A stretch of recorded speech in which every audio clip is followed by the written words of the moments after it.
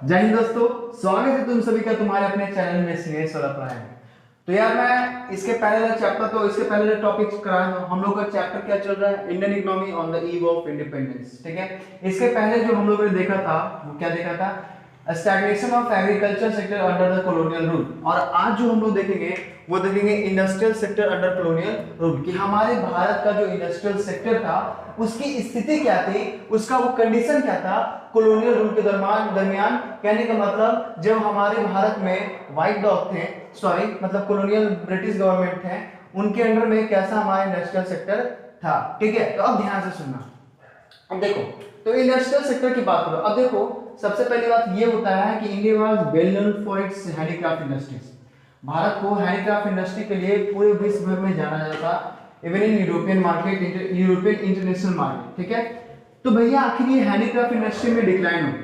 क्या क्या डिक्लाइन? कहने को देखो, सबसे पहली बात ये होती है कि हम लोगों ने देखा था कि इंडिया की जो इकोनॉमी थी वो तीन तरह की थी, प्रॉस्पेरस, एग्रेरियन और तुम्हारा फिर हैंडीक्राफ्ट, है ना। प्रॉस्पेरस में तो जान गए थे, इंडिपेंडेंट था, सेल्फ रिलायंट था। लेकिन एग्रेरियन में बताया था मैंने सिंपली कि agriculture was the main source of food for the majority of population in India under the colonial rule. यानी ज्यादातर जो लोग एम्प्लॉयड थे वो तुम्हारे किस में थे? एग्रीकल्चर सेक्टर में। कितने percent? 85% of the total population of India was dependent on agriculture and 2/3 of its population was engaged in agriculture and its allied activities। ठीक है, तो आज मैं जो देखूंगा वो है तुम्हारा क्या? Industrial sector. तो मैंने जो बोला वो ये बोला कि भारत जो है वो हैंडीक्राफ्ट इंडस्ट्री के लिए पूरी दुनिया भर में माना जाता था। लेकिन जो इकोनॉमिक पॉलिसीज थी ब्लैक डॉग, ये व्हाइट डॉग की, मतलब ब्रिटिश गवर्नमेंट की, वो क्या थी? बहुत ज्यादा खराब थी, जो पूरी तरह से इंडियन इंडस्ट्री को क्या कर देते? इंडियन हैंडीक्राफ्ट इंडस्ट्री को पूरी तरह से तहस नहस करके रख दिया था। तो मैं यहाँ पर देख रहा हूं, मैं क्या बोला कि इंडस्ट्रियल सेक्टर तो बहुत ज्यादा मतलब सही तो था नहीं, क्योंकि उतना ज्यादा था नहीं, लेकिन जो था वो क्या था? Handicraft industry. तो सिंपली इंडस्ट्रियल सेक्टर जो था वो क्या था तुम्हारा? पुअर। क्या था? पुअर। मेन यही मेरा मोटिव होता है कि यानी कैसा बोला क्वेश्चन का क्या बनेगा कि what was the reason behind the poor industrial sector under the colonial rule। colonial rule के अंडर में जो इंडस्ट्रियल सेक्टर का जो कंडीशन क्या था पुअर का, वो क्यों था? अब देखो, इसके बहुत सारे देखने को रीजन मिलते हैं। जो सबसे पहला रीजन है मैं उसको लेकर चलूंगा, ध्यान से देखना। जो सबसे पहला रीजन है उसको हम लोग कहते हैं क्या? D industrialisation. डी इंडस्ट्रियलाइजेशन, और इसी में होता है डिक्लाइन ऑफ हैंडीक्राफ्ट इंडस्ट्री। देखो यार, इसमें तो पूरा मतलब एक तरह से समझो तो मैं पूरा तो मतलब बात नहीं बता सकता हूं, क्योंकि बोर्ड थोड़ा सा छोटा है, उससे कोई मैटर नहीं करता है। दिल इंसान का बड़ा होना चाहिए, जो मेरा बहुत बड़ा है, इतना बड़ा है कि मैं बता नहीं सकता कितना बड़ा है। ठीक है, तो मैं इसमें आता हूं, तो मैं धीरे धीरे लेकर चलते रहूंगा। तो सबसे पहला जो रीजन था वो क्या था तुम्हारा? डी इंडस्ट्रियलाइजेशन और डिक्लाइन ऑफ हैंडीक्राफ्ट इंडस्ट्री। अब ध्यान से, ये डी इंडस्ट्रियलाइजेशन, ये जो टर्म है तुम्हारा डी इंडस्ट्रियलाइजेशन, इसका मतलब होता क्या है? इसका मतलब होता क्या है सिंपली? अच्छा, पहले बात की जाए कि इंडस्ट्री का मतलब क्या होता है। इंडस्ट्रियल सेक्टर छोड़ दो, इंडस्ट्री का मतलब क्या होता है? इंडस्ट्रियल सेक्टर को हम लोग मैन्युफैक्चरिंग सेक्टर भी कहते हैं, मैन्युफैक्चरिंग सेक्टर को हम लोग सेकेंडरी सेक्टर भी कहते हैं, इकोनॉमिक सेक्टर भी। लेकिन ये इंडस्ट्री होता क्या है? सिंपली इंडस्ट्री होता क्या है? A place where the goods are manufactured, a place where the goods are manufactured is called industry, is called industry। A place where the goods are manufactured is called industry, and the place where the services are produced is called industry। अब देखो, एक सबसे बड़ा difference होता है film industry और फिर तुम्हारा जो हमारे तुम मतलब गुड्स इंडस्ट्री बोलो, फिल्म इंडस्ट्री, तो ये दोनों डिफरेंस क्या होता है? इंडस्ट्री तो वहां भी है, इंडस्ट्री यहाँ भी है सिंपली, लेकिन इंडस्ट्री में क्या होते हैं? गुड्स मैन्युफैक्चर होते हैं। खैर, तो डी इंडस्ट्रियलाइजेशन और decline of handicraft industry. Deindustrialization कहने का मतलब क्या हुआ कि इंडस्ट्रियलाइजेशन को क्या कर दो? तोड़ दो। क्या कर दो? तोड़ दो। भैया न रहेगा बांस, न बजेगा बांसुरी। ब्रिटिश का क्या मानना था कि बांस रहेगा नहीं तो बांसुरी बजेगा ही कैसे? कहने का मतलब कि अगर भारत को, क्योंकि मेन मोटिव जो था वो क्या था? पूरा इंडिया के नेचुरल रिसोर्सेज और ह्यूमन रिसोर्सेज को एक्सप्लॉइट करना, और सबसे जो मेन मोटिव था वो ये था कि डी इंडस्ट्रियलाइजेशन में जो टर्म था वो ये था कि भारत का जो इंडस्ट्री है, जो हैंडीक्राफ्ट इंडस्ट्री है, उसको पूरा क्या कर दो, खत्म कर दो। क्या कर दो, खत्म कर दो। इससे बहुत बड़ा मतलब इम्पैक्ट पड़ता है, बहुत बड़ा इफेक्ट पड़ता है। अफेक्ट मतलब एक तरह से सब तो प्रभाव पड़ता है भारतीय ऊपर। कैसे, तो वो मैं बताता हूँ। सिंपली देखो, डी इंडस्ट्रियलाइजेशन वो हुआ क्या था, वो ध्यान से समझना। इसमें मेनली क्या होता है डी इंडस्ट्रियलाइजेशन में, it can be understood by two fold of industrialisation, मतलब it has two fold, it had two fold. इसके दो फोल्ड थे, वो दो फोल्ड क्या थे, वो सुना ध्यान से। अब देखो मैंने एक बात बताया था कि when the economic policies were pursued by the Britishers, then they transformed India into exporter and importer of finished goods, है ना, exporter of raw material and importer of finished goods। ध्यान से, मैं यहाँ पर बात आ जाएगा कि टू फोल्ड में क्या होता है कि सबसे पहले यहाँ पर जो हुआ वो ये हुआ, India became supplier of raw material. सबसे पहली बात कि इंडिया क्या बन गया, तुम्हारा सप्लायर बन गया रॉ मटेरियल का। यानी जो ब्रिटिशों का जो मेन मोटिव था रॉ मटेरियल का, वो ये था कि British could get raw material, वो इतना ज्यादा मतलब रॉ मटेरियल ले सकते हैं as cheap rate to be used by upcoming modern industry in Britain। क्या बोला भाई, वो ध्यान से सुनना। बोला ये कि India became supplier of raw material. क्या बन गया इंडिया, सप्लायर बन गया रॉ मटेरियल का। कहने का मतलब कि ये जो रॉ मटेरियल है, इस रॉ मटेरियल को ब्रिटिश क्या करेगा, लेगा, है ना। मतलब सिंपली बोला क्या, Britishers could get raw material at cheap rate to be paid to be used by the upcoming modern industries of Britain। यानी इतना सस्ते दाम में चीप मतलब ये रॉ मटेरियल ले लो कि वो क्या करेगा तुम्हारा, सिंपली क्या करेगा कि वो उससे प्रोडक्शन करेगा, गुड्स बनाएगा, और पूरे उसी गुड्स को यहाँ पर क्या करेगा, सप्लाई करेगा। कहाँ पर, इंडिया में। किस रेट पर, तो हाई रेट पर। सिंपली कि मतलब simply to get raw material at cheap rate, है ना, चीप रेट पर, और फिर यहाँ पर sell these finished goods in Indian market at high price। कहने का मतलब ये हुआ बाबू कि ये ब्रिटिशर्स हैं और ये तुम्हारे बेचारे इंडियन हैं। ये क्या करते, यहां पर तुम्हारा एक तरह से समझिए, देखो ये मैं कपड़ा बना रहा हूं, ठीक है, ये कपड़ा है मेड इन ब्रिटेन का, मेड इन लंदन, कुछ इस तरह से। ये अब यहां पर लाकर बेच रहे हैं हाई प्राइस में। और सबसे बड़ा रीजन ये था कि ये जो कपड़ा था बाबू, ये जो कपड़ा था वो क्या था, मशीन में। क्या था, मशीन में। भले ही वो महंगा था लेकिन उसका इंडियन मार्केट में वो एक तरह से चीप पड़ता था। क्यों, क्योंकि जो हैंडीक्राफ्ट इंडस्ट्री से बना हुआ जो कपड़ा होता था वो बहुत ही ज्यादा महंगा होता था, इसी कारण इसका वो कॉम्पिटिट नहीं कर सकता। इसका बहुत ही बढ़िया टॉपिक होता है, मैं बताऊंगा। तो ये सिंपली क्या हुआ कि deindustrialisation had two fold. First, India became supplier of raw material और primary product such as cotton, silk, sugar, jute etcetera, है ना। ये सब का क्या बन गया, वो एक्सपोर्टर बन गया। क्या बन गया, एक्सपोर्टर, सप्लायर बन गया। यानी Britishers could get raw material at cheap rate to be used by the British industry, है ना, इसके द्वारा। और सेल दीज फिनिश गुड्स, जब ये वस्तु बन जाए तो इसे क्या करना है, भारत में भेज देना है। भाई अब खरीदो, जितना खरीदा है खरीदो। किसका जा रहा है, बाप का माल है, नहीं ब्रिटिशर्स का माल है ना, लेकिन बाप बनकर बैठ रहा है, तो भाई ये तो होना है। अब खैर, तो ये डिस्टिंक्शन होगा, इसको लिख लो। मैं अब क्या करता हूं, तुम्हें डिक्लाइन ऑफ हैंडीक्राफ्ट इंडस्ट्री में बताता। चलिए इसको एक बार लिख लो।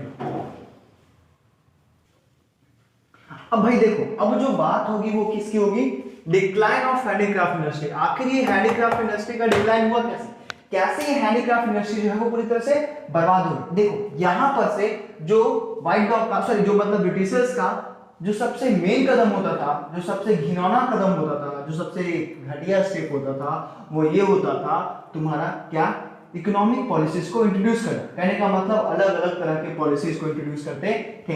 तो सिंपली यहाँ पर भी क्या हुआ, डिक्लाइन ऑफ हैंडीक्राफ्ट इंडस्ट्री के यहाँ पर एक पॉलिसीज को इंट्रोड्यूस किया गया जिसका नाम था डिस्क्रिमिनेटरी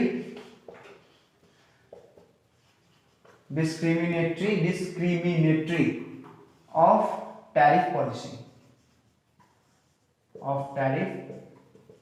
पॉलिसी। यहां पर जो पॉलिसी वो उसका नाम क्या है बाबू, डिस्क्रिमिनेटरी ऑफ टैरिफ पॉलिसी। अब तुम खुद देखो कि ये जो पॉलिसी इंट्रोडक्शन हुआ इसका क्या हुआ, इसका introduction of discrimination of tariff policy. आखिर ये टैरिफ पॉलिसी था क्या, ये टैरिफ पॉलिसी था क्या उसको सुनो। देखो मैं इसको पहले समझा रहा हूं। देखो ये जो टैरिफ पॉलिसी थी, ये थी कि इस पॉलिसी के तहत, इस इकोनॉमिक पॉलिसीज इस टैरिफ पॉलिसीज के तहत जो व्हाइट डॉग थे, जो ब्रिटिशर्स थे, वो फ्री एक्सपोर्ट कर सकते थे रॉ मटेरियल को इंडिया से ब्रिटेन, यानी अपने बाप का माल यहां से विदेश भेज सके। सॉरी, कहने का मतलब इंडिया से रॉ मटेरियल फ्री एकदम freely, there were no any taxes, है ना, मतलब कोई भी टैक्सेस नहीं होगा। उसके बाद मतलब कहने का मतलब कि वो फ्री एक्सपोर्ट होगा तुम्हारा इंडिया से कहां, ब्रिटेन। और साथ ही साथ ब्रिटेन से जो बना हुआ फिनिश्ड गुड्स वो इंडिया में भी सप्लाई होगा बिल्कुल फ्री, यानी फ्री इंपोर्ट और फ्री एक्सपोर्ट। तो सिंपली इसको हम लिखते हैं क्या, 3 पॉइंट में यहां से, this policy allowed free export of primary product, या फिर जिसको हम लोग बोलते हैं क्या, रॉ मटेरियल, है ना। This policy allowed free export of primary product from India to Britain and allowed, और क्या किया भाई, फ्री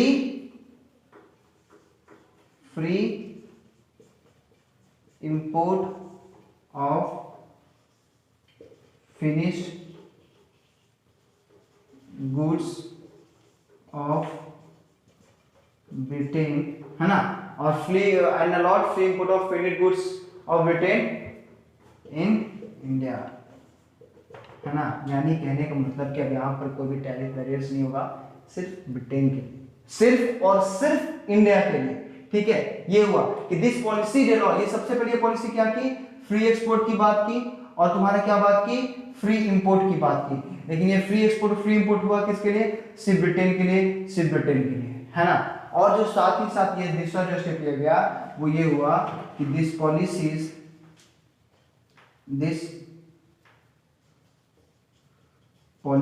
सबसे मेन बात कि ये पॉलिसी क्या की, हैवी ड्यूटी इंपोज की इंडियन एक्सपोर्ट्स पर, अगर वो किसी दूसरे देश के साथ करता है तो। यानी कहने का मतलब कि भारत का जो हैंडीक्राफ्ट इंडस्ट्री है वो सिर्फ ब्रिटेन के साथ एक्सपोर्ट इंपोर्ट कर सकता है।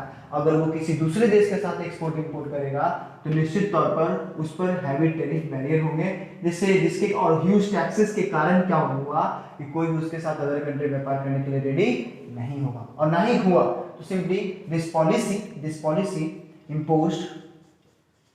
imposed heavy duty on Indian export with other countries। की जो पॉलिसी थी वो हैवी ड्यूटी इंपोज की इंडियन एक्सपोर्ट पर विथ अदर कंट्री। तो ये सिंपली क्या किया, ये था discriminatory of tariff policy, and this was the main reason. As a result आगे लाइन नहीं है लेकिन मैं बोल देता हूं, as a result because of high duty, because of high taxes, no other country wanted to export, wanted to trade with the India because of heavy that was imposed by the British government or colonial government on Indian export and import. समझ में आया? तो यही सबसे बड़ा reason था कि decline of handicraft industry हुआ था because of discriminatory of tariff policy.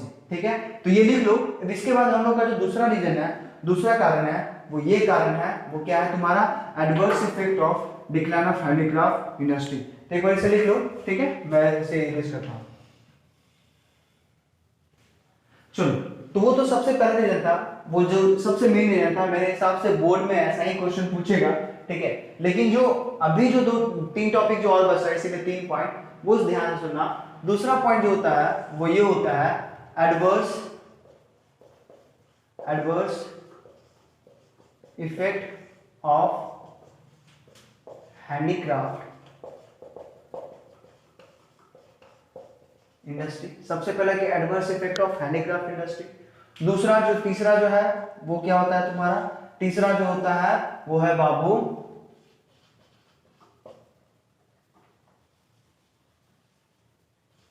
Low contribution in GDP. तीसरा जो है lack of capital goods industry. ये मेन होता है। मैं बताता हूं क्यों, ध्यान से देखना पड़ेगा। एक्चुअली ये यहाँ होना चाहिए था, ये आना चाहिए था, कोई दिक्कत नहीं, तुम लोग समझना। अभी यहाँ से देखना मैं क्या बताऊं। सबसे पहला जो रीजन है वो क्या है, दूसरा पहला रीजन क्या था, डी इंडस्ट्रियलाइजेशन और डिक्लाइन ऑफ हैंडीक्राफ्ट इंडस्ट्री। मैंने बताया कि डिक्लाइन ऑफ हैंडीक्राफ्ट इंडस्ट्री का सबसे बड़ा मेन रीजन क्या था, डिस्क्रिमिनेटरी टैरिफ पॉलिसी। ठीक है, वो क्या था वो देख लेना पीछे करके। अब जो हम लोग दूसरा वो क्या है, adverse effect of handicraft industry. सुनो ध्यान से, due to decline of handicraft industry it affected the Indian economy adversely. How, कैसे, तो वो समझो। सबसे पहले इसने क्या किया बाबू, सबसे पहले इसने क्या किया, ध्यान से, इसने सबसे पहले क्या किया, अनएम्प्लॉयमेंट। क्या किया, अनएम्प्लॉयमेंट। ध्यान से देखना, मैं इसको स्टोरी बताऊंगा, इसको तुम लोग अपने लैंग्वेज में लेना, अनएम्प्लॉयमेंट। और दूसरा जो किया वो क्या किया तुम्हारा, import of finished goods, import of finished goods. अब मेरा बात थोड़ा सा ध्यान से सुनो। ये अनएम्प्लॉयमेंट नॉर्मल अनएम्प्लॉयमेंट नहीं था, नॉर्मल अनएम्प्लॉयमेंट नहीं था। अनएम्प्लॉयमेंट जो है वो नॉर्मल नहीं था। वो कैसा अनएम्प्लॉयमेंट था वो सुनो, simply high level of unemployment. High level of unemployment तो कैसे, तो वो सुनो। देखो बाबू, इसको समझने के लिए तुम मान लो कि ये तुम्हारा हैंडीक्राफ्ट इंडस्ट्री है। ये क्या है तुम्हारा, हैंडीक्राफ्ट इंडस्ट्री है। ये क्या है, हैंडीक्राफ्ट इंडस्ट्री है। और ये तुम्हारा जो है, ये बेचारे जो है वो तुम्हारे आर्टिशियंस हैं। क्या है, artisans, those who work in handicraft industries, made cotton clothes. ठीक है, और ये जो तीसरा है ये खेत है, ये एग्रीकल्चर फील्ड है। ये एग्रीकल्चर क्या है, फील्ड है, जिसमें ऑलरेडी पहले से किसान है। अब कैसे अनएम्प्लॉयमेंट फ्लाई वो सुनो, देखना। मैं जो लैंग्वेज बोलूंगा वो ध्यान से फोकस करने से, मैं लिखूंगा नहीं। Due to decline of handicraft industry artisans were forced to take up the agriculture activities. Due to decline of handicraft industry, handicraft industry के डिक्लाइन होने के कारण जो वहां पर आर्टिसियंस थे वो तो अनएम्प्लॉयड हो गए। कहने का मतलब due to decline of handicraft industry this led to unemployment in India. Unemployment हो गया, और जो अनएम्प्लॉयड हुए वो कौन हुए भाई, तुम्हारे आर्टिसियंस। अभी जो आर्टिसियंस थे, पेट तो चलाना है, पेट तो भैया जानवर होता है, इसमें अनाज चाहिए, नहीं तो फिर शरीर काम करना क्या कर देगा, बंद कर देगा। तो इसीलिए ये जो आर्टिसियंस थे, they were compelled to take up the job of, sorry the job of not, they were compelled to take up the agriculture activity. वो मजबूर हो गए एग्रीकल्चर एक्टिविटी करने के लिए। तो अब तुम ही सोचो कि वहां पर पहले से ऑलरेडी फार्मर्स है, पहले से ऑलरेडी क्या फार्मर्स, और तुम सोचो ध्यान से कि ऑलरेडी क्या होने वाला है तुम्हारा, फ्रीक्वेंट डिक्लाइन होने वाला है, मतलब फेमिन होने वाला है। तो ये जब गांव में जाएंगे तो पहले से तो भैया किसान वहां पर है। अब किसान है तो निश्चित तौर पे यहाँ पर भी क्या हो जाएगा, क्राउडिंग बढ़ जाएगा, भीड़ क्या हो जाएगा, पूरी तरह से बढ़ जाएगा। तो ये सबसे मेन रीजन था, हाई लेवल ऑफ अनएम्प्लॉयमेंट। समझ में आया, लैंग्वेज सुनो। Due to decline of handicraft industry, due to decline of handicraft industry. This led to high unemployment in India, means artisan workers were forced to take up the agriculture activity, and this led to overcrowding in rural areas. The second point is that import of finished goods. अब तुम सोचो कि यहाँ पर import हो रहा है finished goods, import क्या हो रहा है finished goods, और इंडिया का यहाँ पर दो चीज, इंडिया और ब्रिटेन, इंडियन हैंडीक्राफ्ट इंडस्ट्री और ब्रिटेन हैंडीक्राफ्ट इंडस्ट्री, यहां पर जो होगा वो क्या होगा, हैंडमेड क्लॉथ, क्या होगा हैंडमेड क्लॉथ, और यहां पर जो होगा वो क्या होगा, मशीन मेड क्लॉथ, क्या होगा मशीन मेड क्लॉथ। अब तुम खुद सोचो कि ये जो क्या था, ये सब क्या था, फिनिश गुड्स था, क्या था, फिनिश गुड्स था। ये जो फिनिश गुड्स था वो सस्ता था भारतीय मार्केट में, और ये क्या था, महंगा। यानी कहने का मतलब ये हुआ कि due to import of finished goods of Britain industries, the handmade cloth could not withstand with the foreign competition of machine made cloth of Britain industry, है ना, ये इसका कंपटीशन कभी नहीं कर सकता था। ये क्या रीजन हुआ तुम्हारा, इंपोर्ट ऑफ फिनिश गुड्स, ठीक है। तो ये मेन हुआ। दूसरा में आ जाओ, लो कंट्रीब्यूशन इन जीडीपी। सबसे पहली बात, इसको जानने से पहले तुमको ये जानना पड़ेगा कि वहां पर भारत में उस टाइम क्या था, lack of capital goods industry, ठीक है। कैपिटल गुड्स इंडस्ट्री का क्या था, बहुत ही ज्यादा कमी था। अब भाई सबसे बात हुआ, पहली बात क्या, ये कैपिटल गुड्स इंडस्ट्री होता क्या है, ये कैपिटल गुड्स इंडस्ट्री होता क्या है, simply these are those industries, इसको कैपिटल गुड्स इंडस्ट्री का डिफरेंशियल सुनो, these are those industries which produces the machines for further production. ये वैसे इंडस्ट्री होती है जिसमें मशीन का निर्माण होता है, यानी जिसमें मशीन बनता है। भैया अगर ये बोर्ड है तो ये किसी न किसी मशीन के द्वारा बना है, और वो जो मशीन है वो भी तो किसी फैक्ट्री के द्वारा बना होगा। तो वो जो फैक्ट्री वो कैपिटल गुड्स इंडस्ट्री हुआ। यानी भारत में अगर कैपिटल गुड्स इंडस्ट्री था ही नहीं, मतलब there were hardly capital goods industry in India. अब है ही नहीं तो तुम सोचो कि फर्दर इंडस्ट्रियलाइजेशन कैसे हो सकता था। तो this was the main reason before the decline of handicraft industry, and this was also the main reason before the deindustrialization in India. कहने का मतलब वहां पर इंडस्ट्रियलाइजेशन कमी था। क्यों कमी था, क्योंकि वहां पर कैपिटल गुड्स इंडस्ट्री उस टाइम उतने ज्यादा थे नहीं। तो ये और इसी के कारण क्या हुआ कि भारत की जीडीपी में इंडस्ट्री का बहुत ही लो कंट्रीब्यूशन होता था। तो यहां तक जो है वो वीडियो क्या हुआ तुम्हारा, एक कंप्लीट हुआ, industrial sector under colonial rule. इसका अभी तुमको कम से कम 2 पार्ट देखने को मिलेगा। तब तक के लिए मैं वीडियो को यहीं पर खत्म करता हूं। समझ में आया हो तो एक बार क्या करना, लाइक दबाना। तब तक के लिए जय हिंद, जय भारत, धन्यवाद।